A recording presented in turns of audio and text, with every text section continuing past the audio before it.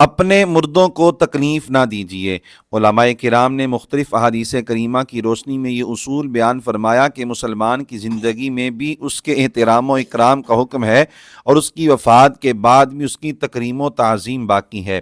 ہمارے دور میں زندہ لوگوں کو ستانا بھی عام ہے اور وفات یافتگان کو بھی مختلف طریقوں سے تکلیف دی جاتی ہے۔ مثلا نمبر 1، کسی عزیز کی وفات پر آنکھوں میں آنسو آ جائیں تو یہ رحمت و محبت کی نشانی ہے، مگر میت پر واویلا یا نوحہ کرنا، پیٹنا، دھاڑے مارنا اور چلا کر رونا، اونچی آوازیں نکالنا اور میت کے جھوٹے اوصاف بیان کرنا شرعاً ناجائز ہے اور اس سے مرنے والے کو اذیت ہوتی ہے۔ نمبر 2، میت کے پیٹ پر کوئی بہت بھاری چیز پر رکھ دینا یا اس کے جبڑے وغیرہ ضرورت سے زیادہ کس کر باندھنا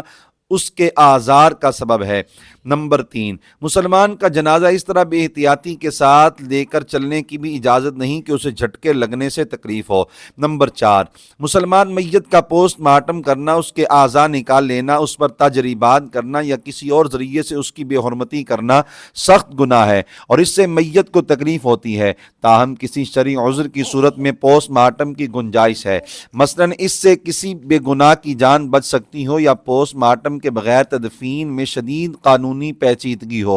ام المؤمنین سیدتنا عائشہ صدیقہ رضی اللہ عنہا سے روایت ہے کہ رسول اللہ صلی اللہ علیہ وآلہ وسلم نے فرمایا، کسر اعظم المیت ککسرہ حیہ، یعنی جس طرح زندہ مسلمان کی ہڈی توڑنا حرام ہے، اسی طرح وفات یافتہ مسلمان کی ہڈی توڑنا یعنی اسے اذیت دینا بھی حرام ہے۔ نمبر 5، متعدد احادیث کریمہ میں حکم ہے کہ مسلمان کی تدفین میں تاخیر نہ کی جائے، لہٰذا کسی شرعی مجبوری کے بغیر کئی دن تک میت کو دفن نہ کرنا ناجائز ہے اور اس کے آزار کا سبب ہے۔ اس سے یہ بھی معلوم ہوا کہ مسلمان کی نعش کو سرد خانے میں رکھ دینا جائز نہیں، تاہم کوئی شرعی عذر ہو، مثلا مناسب وقت تک کے لیے رکھ کر قاتل کا کھوج لگایا جا سکتا ہو تو مجبوراً اجازت ہے۔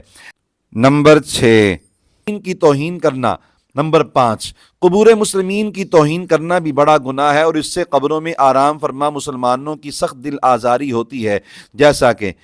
قبر پر بیٹھنا، لیٹنا، سونا یا اس پر پاؤں رکھنا یا قبروں کو راستہ بنانا، قبر پر بول و براز کرنا یا اس پر نجاست پھینکنا، شرعی عذر کے بغیر مسلمان کی قبر کھول دینا، قبر سے مسلمان میت کی باقیات کو نکال کر دوسری میت کو وہاں دفن کرنا، مسلمان کی قبر کا نشان مٹا دینا یا اسے زمین کے برابر کر دینا۔ نمبر 7،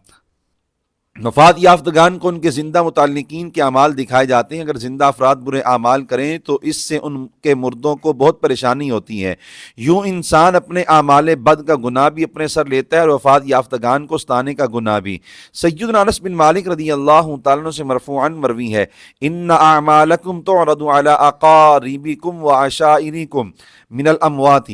یعنی یقیناً تمہارے وفات یافتہ قریبی تعلق داروں اور خاندان والوں کے سامنے تمہارے اعمال پیش کیے جاتے ہیں،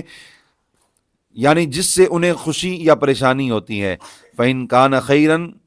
اسْتَبْشَرُوا بِهِ، اگر پیش کیے گئے اعمال اچھے ہوں تو وہ خوش ہوتے ہیں۔ وَإِن كَانَ غَيْرَ ذَلِكَ قَالُوا اللَّهُمَّ لَا تُمِتْهُمْ حَتَّى تَهْدِيَهُمْ كَمَا هَدَيْتَنَا، اور دوسری طرح کے اعمال ہوں تو وہ دعا کرتے ہیں، خدایا انہیں موت سے پہلے ہدایت یعنی توبہ اور اعمال صالحہ کی توفیق عطا فرمانا، جیسا کہ تو نے ہمیں ہدایت سے نوازا۔